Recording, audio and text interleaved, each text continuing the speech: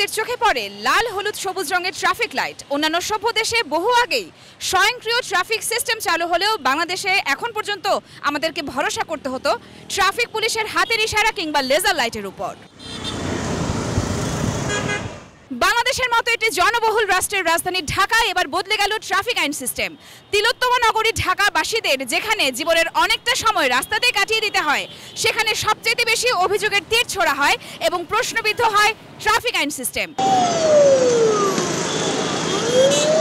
অবশেষে ২০ বছরের ঐকান্তিক চেষ্টার পর ঢাকার ৭টি মোড়ে স্বয়ংক্রিয় ট্রাফিক সিস্টেম চালু হয়েছে। এটা ক্যান্টনমেন্টের মতো সিস্টেম হয়েছে, খুব ভালো হয়েছে। এমনভাবে ইউটার্নগুলো করতেছে যেখানে আরো জ্যাম বাড়তেছে, কই সময় নষ্ট হচ্ছে, আরো জ্যাম বসে আছে। জন্য ভালো হবে, দুর্ঘটনা থেকে অনেকে মুক্ত পাবে, অনেক উপকৃত হচ্ছে, সময় বাঁচতেছে। কারণ এগুলো তো জনগণ এখনো অবগত না, এগুলো সিগন্যাল ছাড়াই অনেক মানুষ চলে যায়। আর এই জিনিসগুলো আগে জানতে হবে, তারপর এগুলো কার্যকর করা ঠিক আছে। অটো সিগন্যালটা যে সিস্টেমটা চালু করছে এটা ভালো করছে, এটা খুব সুন্দর সিস্টেম হয়েছে।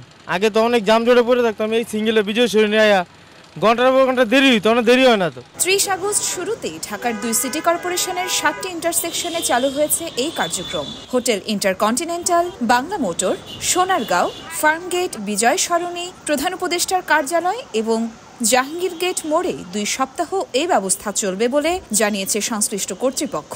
প্রকল্পের আওতায় ধাপে ধাপে রাজধানীর ২২টি মোড়ে এই ব্যবস্থা চালুর পরিকল্পনা রয়েছে। স্বয়ংক্রিয় সিস্টেম হবার পরেও মানুষ কি এখনো আইন ভঙ্গ করছে বা মামলা জরিমানা হচ্ছে, এই প্রশ্নের উত্তরে জানা যায়, আপনার সিগন্যাল দেখা গেল লাল বাতি জ্বলছে, তারপরও কিছু লোক টান দিবে,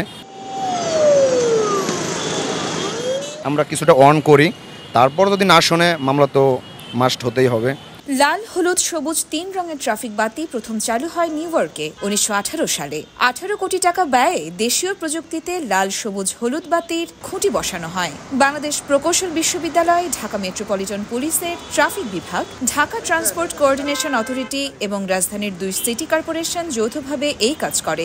২০০১ থেকে ২০২০ সাল পর্যন্ত অটোমেটিক ট্রাফিক সিস্টেম স্থাপনে ৩বার আলাদা আলাদা প্রকল্প হাতে নেওয়া হয়েছিল, যার মাঝে ছিল সোলার প্যানেল, রিমোট কন্ট্রোল ও আর্টিফিশিয়াল ইন্টেলিজেন্সের মতো সর্বাধুনিক পদ্ধতি। দুর্বল রক্ষণাবেক্ষণ, অসম্পূর্ণ ট্রায়াল এবং নানা অনিয়মের কারণে প্রকল্পটি আলোর মুখ দেখেনি। এবার দেখার পালা, রাস্তায় যানজটের ভোগান্তি কমিয়ে এই ব্যবস্থা জীবনের সময় বাঁচিয়ে তুলতে কতটা সক্ষম। ইয়োরমা শায়ের জাহান, দেশকাল নিউজ।